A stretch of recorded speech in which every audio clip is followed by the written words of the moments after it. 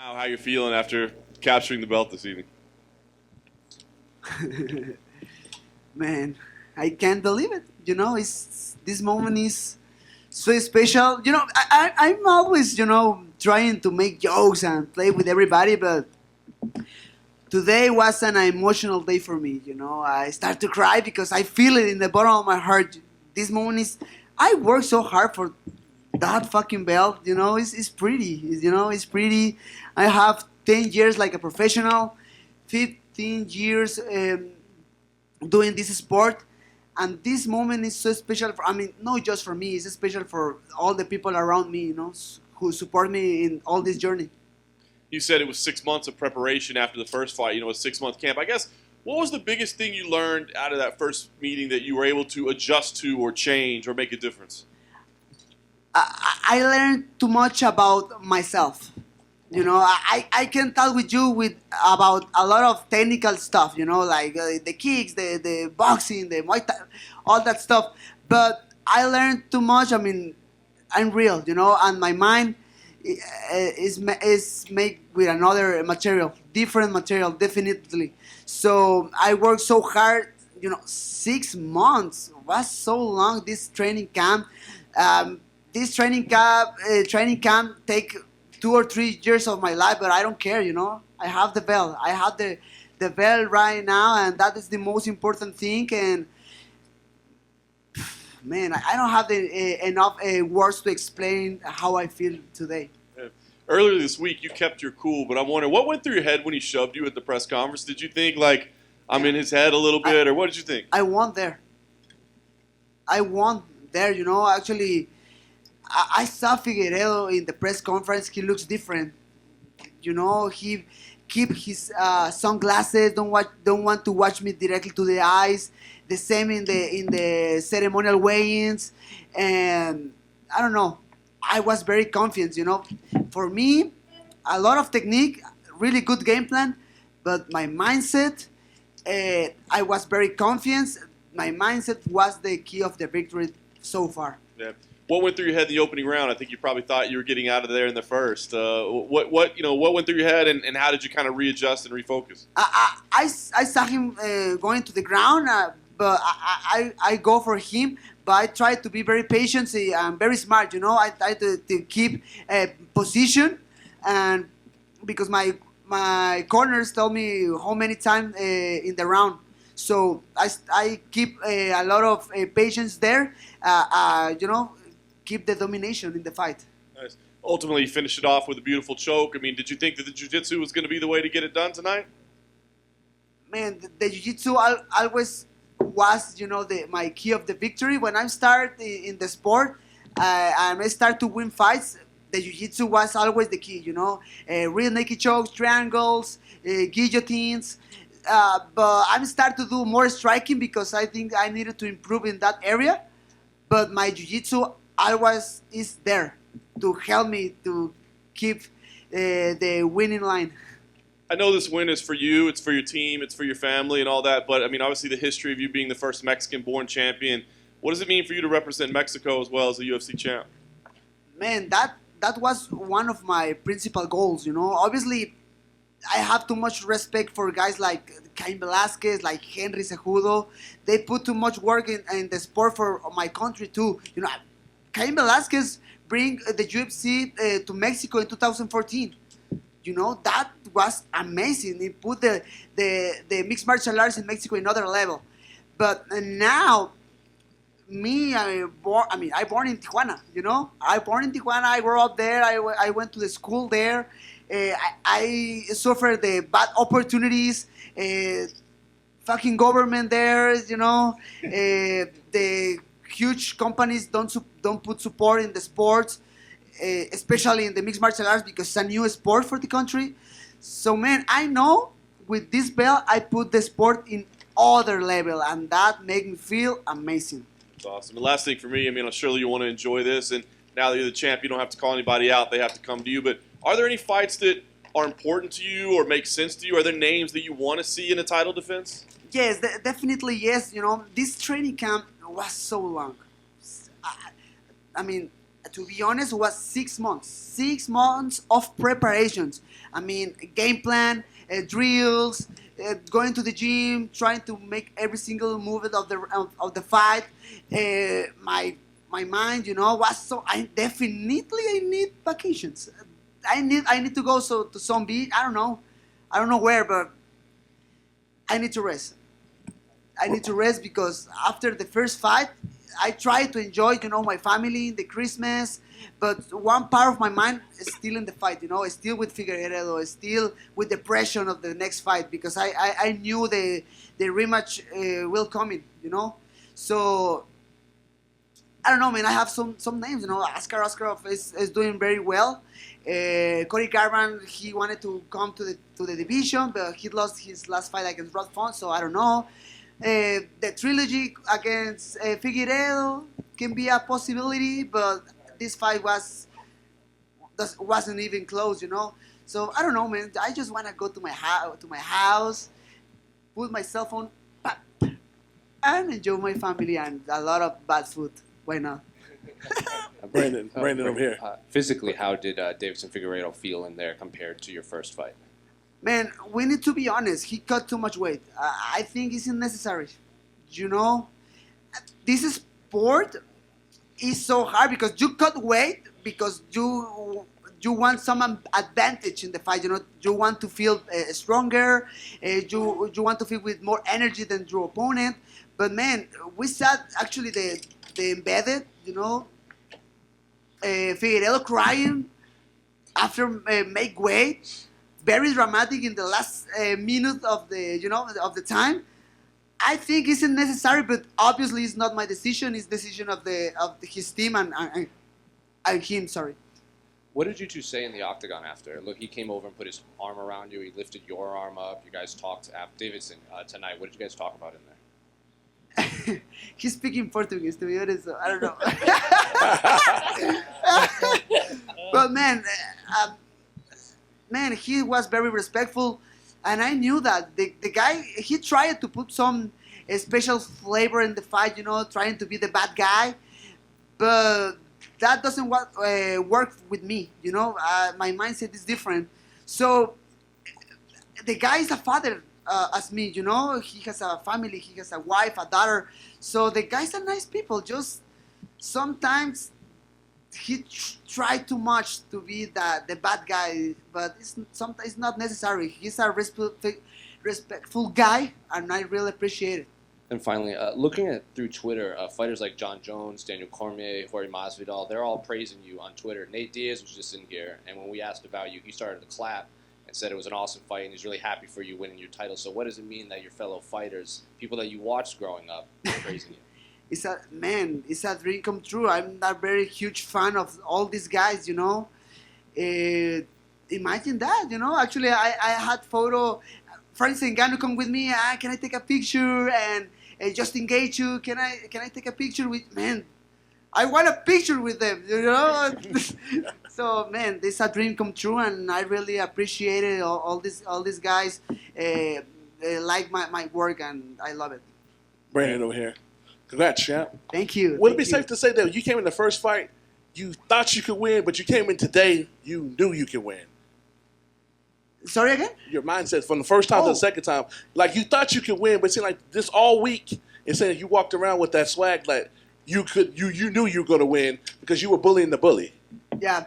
So, good one. First of all, my mind is very strong, because I had very bad moments in my life, For example, I don't know, 2018, I hate that year of my life. It was horrible. I lost 2 fights in a row. UFC released me to the company. I start to, I need money. I need everything. Problems, my surgery of my daughter. Was a hard moment. And all these moments built my mind until today. So, in the press conference, he pushed me. Figueiredo pushed me, but my mind was in the correct way, My mind was always focused on what happened, Like, I don't care. You can push me 100 times if you want, but that nothing changed I'll be the next flyweight champion of the world, and I'm the best. I have a lot of memories with Rose Namajunas. That was a special moment for me, because she was an underdog against Joanna, and she was an underdog against Whaley, and I remember that moment when she started to say to themselves, like, I'm the best. Like, that was like, wow. You need to believe that, and my mind is building with another material, definitely. Have any Mexican combat stores reached out to you, like Julio Cesar Chavez Sr. or Canelo or any of them? And do you inspire to get to that level? Because these guys get a lot of love when they show up to any boxing fight. People go crazy. You inspired to get to that level, but bring it to the MMA side. Man, obviously in Mexico we have a huge culture, a huge history in the boxing, in combat sports in general, but definitely in boxing. Right now it's Canelo Alvarez, but before was Julio Cesar Chavez. My favorite boxing fighter is Juan Manuel Marquez. I love, for example, the fight against Katsidis. I love that matchup. So this is mixed martial arts. It's a new sport. I mean, for the world. Even for the world, it's a new sport. Imagine for my country, for Mexico. So I'm doing the correct things to put the mixed martial arts in other place, and I'm making history. Right now, the guy from Tijuana, the kid from Tijuana is the champion. So I love to start to think I'm part of the history of the sport tonight. And something that has to do with fighting, but has to do with your life. You're very proud for being from Tijuana. Canelo's talked about he moved to San Diego because once he started winning, his family became a target. Is there anything now that your name's out there and people know who you are, do you think you might have to move across the border, something that we don't have to deal in the States, but you have to deal over there in Mexico? Man, I mean, for example, after the last fight, I bought a house in Las Vegas. Definitely was a professional decision because I'm part of the broadcasting for the UFC in Spanish. And the production is in the Apex. The Performance Institute is in Las Vegas. They give me physical therapies. They give me free food. They give me everything. So it was a professional decision to me to move all my life to Las Vegas. In the future, I want to go again to Mexico, to Tijuana, no? But right now, I need to live there for my family. Everything is not... It's not for me. It's for my wife. It's for my daughters. So if I need to die for them, I can do that. I don't care nothing. The people know my love for my country. The people know the love for my city, for Tijuana. I still have my house, another house there. But right now I live in Vegas. I'm very comfortable there. In the future, we'll see. I want to go again to Tijuana, but right now it is what it is. And final question for me, how cool is it to have all week have all the support from the people here in Arizona, and then now that you got the belt, you got people all across the globe that know who Brandon Moreno is. Man, it's crazy. Actually, last Tuesday, I had interviews from Australia, I think so, and India. What's crazy? Imagine Brandon Moreno with fans in India, with fans in Asia. A lot of Mexican people here in Phoenix, a lot of support, a lot of people support me. When I start to walk to the octagon, all the people was crazy in that moment when I got the real naked choke and won the fight. The people was crazy in that moment. I fought here in Phoenix before to come to the UFC, so the people know me here in Phoenix, and definitely Phoenix has a special place in my heart. Brandon, to your left over here. Brandon. Hey, man. Who do you predict will be the next Mexican champion after you? Oof, good question, bro. I mean, obviously, Pantera Rodriguez has an important fight against Max Holloway. I understand that people say Pantera is the underdog, but you never know. You never know because this sport is about the styles, and Pantera has a crazy style of fighting. Alexa Grasso moving to the flyweight division looks impressive. Looks definitely better than in 115. Irene Aldana had the opportunity against Holly Holm. Was on a hard fight for her, but she's still there. You know, I don't know, man. I don't know. Mowgli Benitez, he's working so hard. Who more? Others. We have a lot of. I don't wanna make any mistake because we start to other Mexican fighters start to come to the company. So it's about work, man. It's about hard work, and that's it. For sure. And I was there in Portland for your UFC debut. Oof, you got that man, upset over Louis Smolka, and biggest moment of that night. Just everybody went crazy for you getting that upset. Would you ever have imagined that you'd have something that would top that the way that this did? Obviously, yes. You know, I don't knew about the time. You know, but all my life was for this. I mean, all my life in this sport was for this, and I did it today. I remember the fight against Luis Smolka was very inspiring. That I was very inspired in that moment because was in short notice. The season of the Ultimate Fighter was on TV in that point. So anybody expect too much about my performance that night, but again, I was very confident. You know, I don't care that shit of the underdog. I don't care that. You know, the people can talk and the people can start to predict what happened in the fights, but I have the last word. Congrats, champ. Thank you, bro. Hey, Brandon, right up the middle. I think the most beautiful part of the whole night was on your way in when you stopped and kissed your daughter. How much does that mean? Do you have your family here? Do you fight different when they're in the arena? I was on fire in that moment. When I saw my daughter, my mind started to, actually, I say that before, but, in my normal life, I'm trying to be, like, very respectful, very happy guy, very humble, but when I go to the fights, I'm trying to change all that stuff to an angry guy, an angry guy, very unrespectful, trying to kill somebody. And when I saw my daughter in that moment, that bad guy comes like 100%, and put my mind in the correct place to try to kill my opponent. And that happened this night.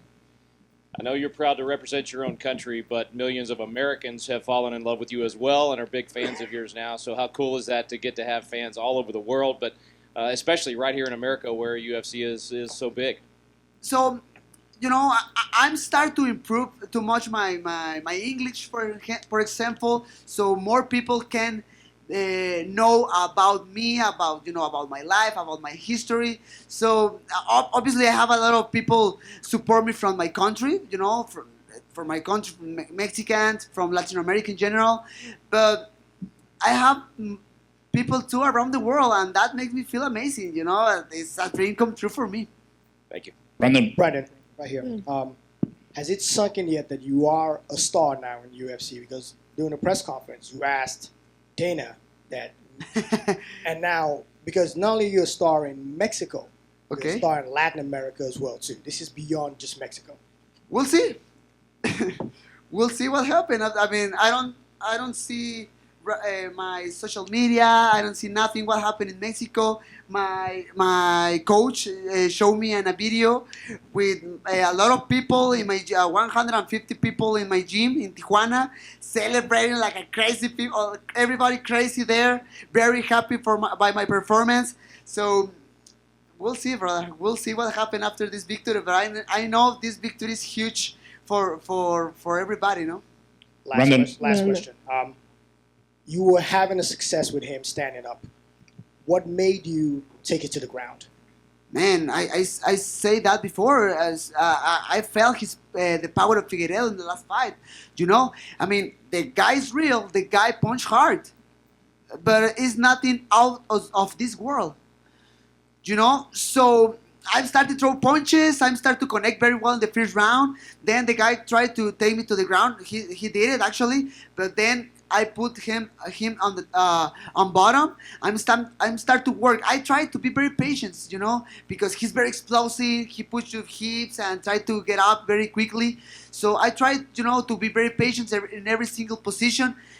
And you know, the third round, I start to work with my body. I can't remember very well now, but I think it was the body lock, and then we went to the ground, and then he's back and start to work with the body lock and start to try to find the rear naked choke.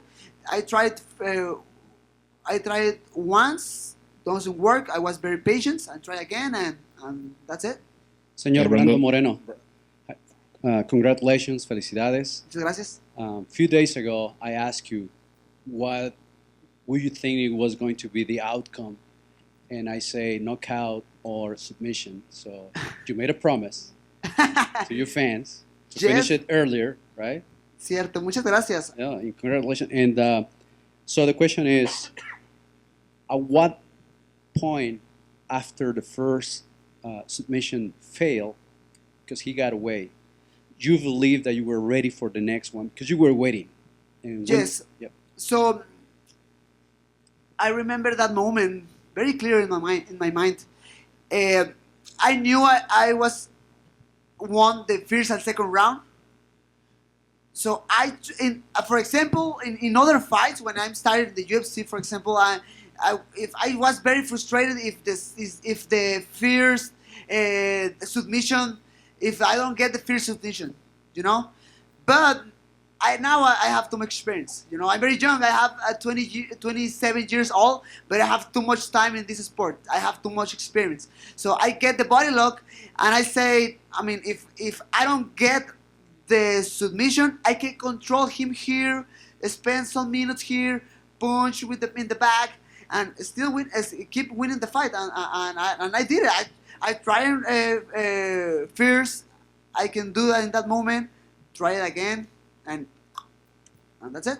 Gracias, campeón. Felicidades. Brandon, una Brandon. última pregunta. Perdón. Primeramente, felicidades, paisano. Pusiste el nombre de nuestro país en alto en UFC. Tenías a la gente bailando, riendo, gritando y hasta llorando, de toda la noche. Hubo un momento que estabas en el suelo, la gente se encendió y gritaba México, México, Moreno, y el famoso dicho, sí se puede. ¿Cómo te sentías ahí en ese momento? Increíble. Y ¿sabes algo? O sea, lo dije con Joe Rogan y lo quiero volver a decir todas las veces que se me sea permitido. O sea, yo vengo de un país en el cual muchas veces nos decepcionamos, ¿no? Porque se escucha mucho el sí se puede, sí se puede. Y muchas veces nos quedamos cortos y no se logra, no se pudo. A veces nos dan carrilla, nos dicen, no, pues no se pudo. Y es que, ay, todos bien frustrados y tristes. O sea, no sé qué vaya a pasar el próximo año, no sé qué vaya a pasar mañana, el próximo mes. Lo único que sé es que, o sea, le regalé la alegría a mi gente y les quería decir que hoy sí se pudo. Hoy sí se pudo y eso es increíble. Brandon, Terrible Morales, Jaime Munguía, Rey Misterio, son algunos tijuanenses que han puesto tu ciudad en alto. ¿Qué te sientes por sumarte a esta lista de personajes que han entrado que han roto, ¿no? Artes marciales mixtas. Hablando de artes marciales mixtas, todavía nos falta camino por recorrer. Yo lo opino así, pero como comentaba anteriormente también, o sea, Caín Velázquez puso el deporte en otro nivel cuando lo llevó a México en 2014. Ahora Brandon Moreno teniendo el cinturón y llevándolo a México y representando completamente los colores, yo, o sea, sé en el fondo de mi corazón que acabo de poner el deporte en otro nivel y es parte del camino y es parte de lo que quiero hacer, ¿no? Que cuando me retire, o sea, la gente sepa quién es Brandon Moreno y estar plasmado en las calles de Tijuana y en México en general. Brandon, right here. Hello, brother. What's up? So you mentioned it earlier. So you came to the UFC, you got released in 2018. You fought your way back. Now you're champion. For any fighter that has been recently released, what's your message to them? Man, never give up. Sounds easy, you know. Sounds very, very easy. Never give up. You know, the images from social media. You know, the inspirational photos you watch. in some point it's easy. Never give up. Obviously, the sacrifice, the discipline, that hard moments when you feel like very very bad and you keep going. The I mean, if you go out of the UFC, it's not the end of the way. I promise, and I really believe in, and I'm, the graphical description of that. You can do it, free commercial, but you can do it and never give up. Congrats. Awesome. Thank you.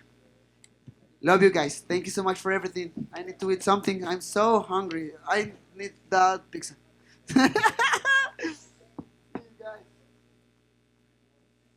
Brandon, puedes levantar el.